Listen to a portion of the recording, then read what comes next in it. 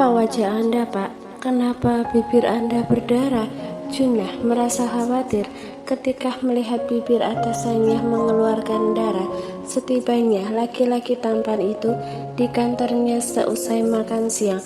Kali ini memang Rain sengaja tidak ingin ditemani sehingga Junah memutuskan untuk makan siang sendiri. Betapa terkejutnya ia saat melihat wajah lebam dengan sudut bibir berdarah dari sang atasan. Rain hanya melirik sekilas, belum menjawab pertanyaan Junah, tapi langsung menuju ke mejanya, lalu mengusap darah yang ada di bibirnya yang terasa sakit. Aku pantas mendapatkan ini dari adikku. Dia sungguh baik, tidak membuatku sampai babak belur. Harusnya dia memukul lebih dari ini. Ren menatap wajahnya di balik pantulan layar ponselnya sendiri. Semuanya lebam. Sepertinya adiknya sengaja melukai wajahnya, tapi tidak memukul di perut dan anggota tubuh lainnya untuk melampiaskan kemarahannya. Anda bertemu dengan Pak Ray. Junah tampak terkejut. Aku yang memintanya untuk menemuiku di restoran, dan aku sudah berterus terang tentang apa yang terjadi di antara aku dan Zia. Junah tercengang.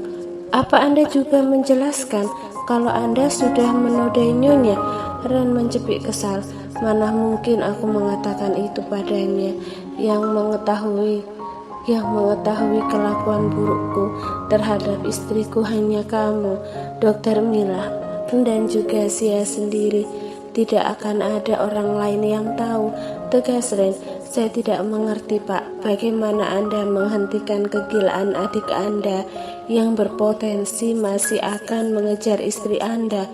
Anda baiknya memberitahukan apa yang terjadi sebenarnya. Saran Junah, aku hanya mengatakan kalau aku sudah menikahi Zia. Bahkan aku sudah menunjukkan foto buku nikahnya. Aku tidak mengatakan kalau Zia telah hamil anakku, apalagi membuka aib di mana aku sudah menodai istriku sendiri. Selain aku benar-benar tidak tega melihat reputasi istriku rusak di mata orang lain, aku juga tidak ingin membuka aib kami. Aku ingin dia tetap dipandang baik oleh siapapun karena dia pantas mendapatkannya. Akulah seseorang yang harus dihujat, bukan istriku. Saya tak bisa membayangkan bagaimana reaksi adik Anda, Pak, seru Junah lagi. Seperti yang kamu lihat, bibirku berdarah, wajahku lebam. Dia memukulku, menghajar wajahku sepuasnya, sampai akhirnya dia meninggalkan restoran. Sepertinya dia masih sangat tertekan dan terkejut mendengar cerita adik dariku. Rain menjelaskan situasi tegang yang terjadi di antara dirinya dan adiknya tadi. Tentu saja, Pak, wajar Pak Ray murka. Bagaimana kalau adik Anda mengadu pada mama Anda? Tanya Junah lagi. Tidak apa-apa, aku juga sudah mempersiapkan jawabannya. Aku tidak mau terlalu lama bersembunyi karena aku masih harus memikat hati mertuaku dan keluarga besarnya. Rain menegaskan, saya takut mama Anda akan membuat Nyonya membenci Anda, dan saya juga cemas mama Anda melakukan hal-hal buruk pada istri Anda. Junah mengutarakan kecemasannya. Tidak akan aku biarkan. Aku akan melindungi istriku. Oh ya, apa berkas istriku sudah diurus? Tanya Ren cepat. Junah menganggukkan kepalanya. Sudah, Pak. Bagus. Tidak akan aku biarkan dia bercengkrama dengan laki-laki lain selain aku.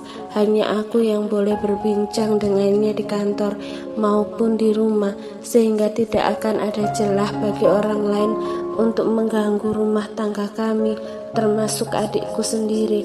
Ren menjabarkan keinginannya.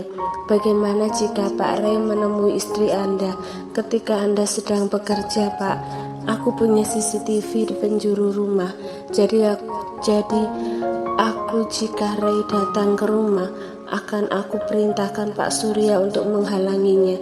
Jika sampai dia datang, saya benar-benar cemas, Pak. Baru tadi pagi kita membahas soal ini. tiba-tiba sudah terjadi. Saya benar-benar takut terjadi pertikaian besar di antara Anda dan adik Anda, berujung persaingan bisnis nantinya. Yang paling ditakutkan Juna adalah terjadinya perang saudara yang pada akhirnya akan membuat persaingan bisnis semakin sengit, bahkan bisa saling menggoyah perusahaan masing-masing. Ren tersenyum tipis lalu menjelaskan keunggulannya serta rasa optimisnya menjadi seorang pebisnis handal ketimbang sang adik. Ray tidak akan bisa berkutik karena perusahaannya itu baru ia pegang. Aku bisa menggoyahnya dengan mudah, sedangkan dia tidak akan pernah bisa mengganggu perasaanku yang sudah berdiri cukup lama. Lagi pula aku sudah lebih dulu berkecimpung di dunia bisnis dibandingkan dia. Terus bagaimana dengan mama Anda? Tanya Junah lagi. Aku akan menemui mama dan menjelaskan semuanya, serta menegaskan kalau aku tidak ingin istriku diganggu oleh siapapun. Aku rasa itu sudah cukup. Pasti akan terjadi pertengkaran hebat antara mama Anda dengan Anda, Pak, duga Juna. Wajah lelaki berpenampilan rapi itu terlihat gundah. Ren membuang nafas kasar. Mama pasti akan marah, tapi aku akan terima. Yang penting aku sudah memisahkan Zia dari anak kesayangannya. Tapi Anda juga anaknya, Pak. Mama Anda pasti akan marah kalau mengetahui Anda menikahi wanita yang sangat ia benci. Itulah tugasku sebagai seorang anak, untuk meluruskan semua yang terjadi. Aku akan menjelaskan siapa istriku, karena mama menganggap istriku itu adalah wanita materialistis yang hanya menumpang hidup saja dari Ray. Mama salah kaprah mengatakan kalau Zia adalah wanita murah. Karena itulah mama sampai menyuruh orang untuk mengambil dokumentasi kegiatan Zia dan mendapatkan sebuah foto yang benar-benar membuatku terjerumus dalam sebuah perbuatan yang benar-benar kotor, yang tidak pernah aku pikirkan bisa aku lakukan, yaitu pemaksaan terhadap Zia. Ren menceritakan apa latar belakang yang membuat sang mama begitu benci pada Zia.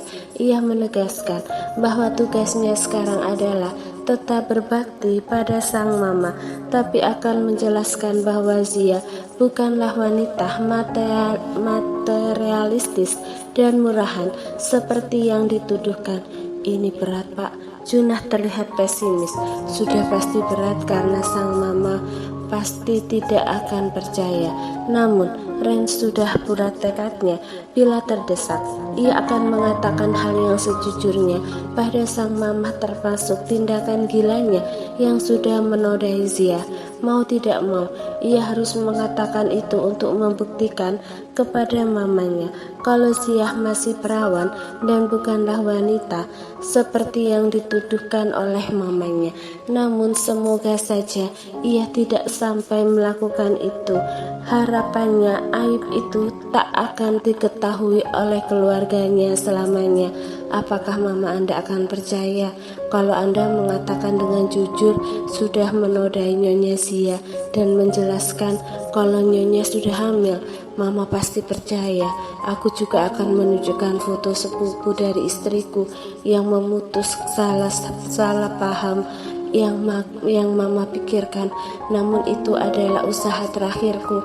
Sementara ini aku masih akan menutupinya. Kalau mama Anda masih tidak percaya dan masih membenci Nyonya Zia, itu urusan mama. Aku tetap akan meminta restu, tapi aku tidak akan membiarkan istriku berdekatan dengan mama sebelum mama berpikir untuk memberikanku restu. Aku tidak ingin istriku dicaci maki dan dimarahi oleh mama. Anda pasti akan bingung membagi waktu, Pak. Rain menatap sang sekretaris lalu menegaskan, istriku adalah prioritasku. Apalagi aku akan memiliki anak darinya. Aku juga masih harus berjuang keras untuk meraih cintanya. Tidak akan aku biarkan pikiran istriku menjadi kacau karena cacian, makian, serta kemarahan mama. Aku harus melindungi istriku dengan cara apapun, Juna. Istriku berada di mana sekarang, Pak Surya? Ren gelisah menanti kepulangan sang istri. Ia sudah di rumah sekarang, tapi sang istri belum juga pulang. Terpaksa ia menghubungi sopir istrinya. Nyonya masih di rumah orang tuanya, Pak. Tapi ini sudah sore, kenapa belum diantar pulang? Protes Ren kesal. Maaf Pak, saya takut istri Anda tidak bisa pulang. Kenapa demikian? Cetus Ren emosi. Apa aku harus menyusulnya ke sana? Jangan Pak, saya hanya menduga karena orang tua Nyonya sepertinya menahannya. Mereka begitu merindukan Nyonya. Tapi aku sudah bilang pada istriku untuk tidak menginap di sana. Aku juga beberapa kali menghubungi nomor istriku, tapi tidak juga diangkat. Ren meluapkan kekesalannya dengan mengomeli sang sopir. Ponsel Nyonya tinggal di dalam mobil, Pak. Astaga, pantas saja. Sekarang kamu temui dia dan katakan padanya untuk pulang. Aku tidak mengizinkan dia menginap di sana. Bilang padanya kalau dia mau menginap, maka aku akan menyusul. Ren sedikit mengancam. Baik Pak, jangan dipatikan dulu panggilannya. Kebetulan istri Anda sedang menuju ke arah saya. Mungkin dia menyampaikan sesuatu. Saya langsung berikan saja ponsel ini padanya ya Pak. Iya, berikan saja padanya. Ren tidak sabar ingin bicara pada sang istri. Ia tak rela berpisah lama-lama. Bisa-bisanya istrinya berniat untuk menginap. Bagaimana ia bisa bertahan menahan rindu kalau sampai istrinya memang benar-benar menginap di rumah orang tuanya? Ren sudah cukup menderita selama berminggu-minggu menjadi seorang penguntit. Kini baru beberapa hari bersama, masa tiba-tiba harus berpisah lagi? Ia tidak mampu lagi berjauhan dari sang istri. Ren juga takut tiba-tiba sang adik datang ke rumah orang tua Sia dan menyeretnya pergi bersamanya. Sungguh ia tidak mau itu terjadi. Meskipun ada Pak Surya di sana yang menjaganya, tetap saja ia tidak bisa melindungi sang istri secara langsung apabila kejadian yang ia takutkan terjadi. Halo Ren, suara Sia yang merdu membuyarkan lamunan Ren. Hatinya seketika gembira, rasa rindu sedikit terobati kala suara indah itu menyapa pendengarannya. Sayang, kamu kok gak bawa ponsel kamu ke dalam sih? Aku sejak tadi menghubungi kamu, tapi kamu tidak menjawabnya. Aku baru tahu dari Pak Surya kalau kamu meninggalkan ponsel baru kamu di dalam mobil. Aku lupa Ren, aku sudah terbiasa tidak memiliki ponsel, jadi aku lupa membawanya. Ren cemberut lalu menggerutu kesal. Ponsel itu adalah hal penting sayang, jangan pernah tinggalkan dan bawalah selalu kemana-mana. Iya maaf.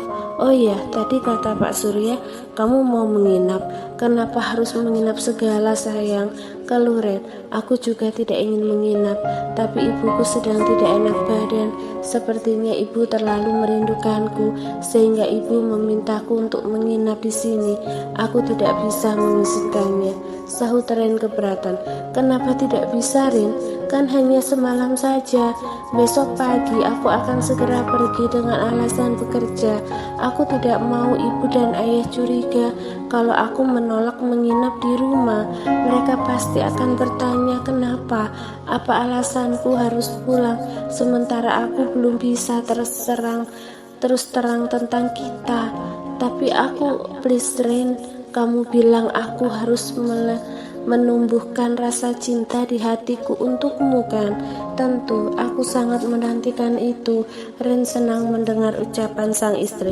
Matanya spontan berbinar-binar. Nah, salah satu caranya adalah kamu mulai menuruti semua keinginanku. Kalau aku merasa tertekan, bagaimana aku bisa mencintai kamu? Tapi sayang, aku tidak bisa tidak melihat kamu. Jelas Ren, memberitahukan apa yang ia rasa tanpa malu-malu. Cuman 1 hari, tidak lebih. Besok pagi-pagi aku akan minta Pak Surya untuk segera mengantarku pulang. Alasannya tepat karena aku harus bekerja dan tidak mau terlambat. Dan soal Pak Surya, Jangan khawatir, ada satu buah kamar kosong di rumah ibu yang bisa dipergunakan olehnya. Ren tidak bisa berkutik, meskipun ia benar-benar merindukan istrinya dan sungguh tidak ingin berpisah darinya, tapi ia juga tidak bisa membantah ucapan sang istri karena permintaan ibu mertuanya itu tidak salah. Ia sudah terlalu lama memisahkan Zia dari orang tuanya. Kenapa kamu tidak langsung berterus terang saja pada ibu dan ayah agar aku bisa menyusul ke sana? Aku benar-benar akan merasa rindu padamu. Seharian aku sudah tidak melihatmu. Malam ini juga aku tidak bisa melihatmu. Apa kamu tahu kalau itu berat bagiku? Aku tidak bisa tidak menuruti permintaan ibu dan ayah, Rin. Aku harap kamu mengerti. Masalah berterus terang kan sudah kita bahas tadi di rumah. Aku belum siap. Aku takut akan berkata yang sejujur-jujurnya pada ibu dan ayah. Bukankah itu akan berpengaruh pada pernikahan kita? Ibu dan ayah pasti tidak akan setuju jika dia tahu apa yang terjadi di antara kita. Ren spontan berseru, melarang sang istri bicara jujur. Jangan katakan apapun tentang itu, sayang. Bukan aku takut, aku hanya ingin menjaga agar aib kamu tidak terbuka di depan siapapun. Tidak boleh ada yang mengetahuinya, termasuk adik dan mamaku sendiri. Yang boleh mengetahui ini hanya aku, kamu, Junah, dan dokter Mila. Tidak boleh yang lain. Karena itulah aku mohon izinkan aku menginap di sini. Aku juga merindukan ibu dan ayah, adik juga sepupu yang rencananya akan menginap di sini. Ren seketika kesal mendengar ucapan sang istri yang mengatakan kalau ada sepupunya di sana, kalau adiknya tidak masalah, tapi sepupu itu kan lain cerita. Ren takut sang sepupu jatuh cinta pada istrinya. Meskipun mereka memiliki hubungan keluarga, tetap saja Ren tidak bisa menahan rasa cemburunya melihat keakraban sang sepupu yang sepertinya sangat luwes terhadap istrinya. Kenapa dia harus menginap di rumah orang tuamu, sayang? Protes Ren. Dia biasa menginap di rumah. Dia bahkan sering menginap di kontrakan bersama adikku. Aku tahu, aku baru tahu, tapi tetap saja aku tidak rela. Pungkas Ren lagi. Ren, aku mohon jangan memperbesar masalah. Beri aku izin 1 hari saja. Aku ingin bersenang-senang, ingin melupakan semua masalah dan ingin berada dekat dengan keluargaku. Aku ingin tidur bersama ibuku. Aku sungguh sangat merindukannya. Apalagi beliau tidak enak badan. Lagi, Ren tidak bisa berkata-kata. Tampaknya ia harus menahan kerinduannya malam ini. Masalahnya apa dia bisa? Jangan-jangan ia akan ikut menyusul ke rumah orang tua Zia. Oke, apa boleh buat, meskipun aku tak rela. Yang harus kamu tahu, kamu benar-benar harus menjaga diri, sayang. Apa maksud kamu? Ray sudah menemuiku tadi siang dan aku sudah jujur padanya mengatakan kalau kita sudah menikah. Apa? Kenapa terlalu cepat memberitahunya, Ren? Aku terpaksa. Dia berniat mengerahkan 30 orang untuk mencarimu di penjuru kota. Tapi kamu tenang saja. Aku tidak memberitahukan apa yang sebenarnya terjadi pada kita. Dia hanya tahu aku sudah menikahi kamu dan kita saling mencintai. Dia pasti bertanya soal aku yang sudah pernah tidur dengan laki-laki lain, kan? Aku sudah menyangkalnya. Aku katakan pada Ray kalau itu hanyalah kata-kata untuk membuatnya menjauh karena kamu bingung mengatakan orang yang kamu cintai itu adalah aku. Astaga, jadi kalau Ray datang ke rumah, segera usir saja. Kamu tidak perlu keluar rumah. Biar sepupu dan adik kamu yang mengusirnya. Apa kamu bisa berjanji menuruti kata-kataku, sayang?